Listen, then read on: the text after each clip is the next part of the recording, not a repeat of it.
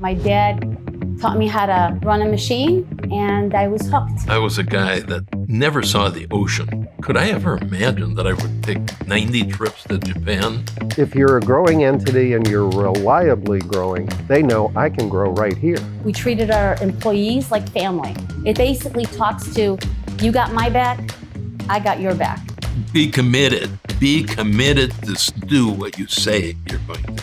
My father handed me the stock and made me pledge that I would keep his name good, and I have. I couldn't be more proud and honored to have an award that had his name attached to it. I always say, if you're not passionate about manufacturing, get out of manufacturing.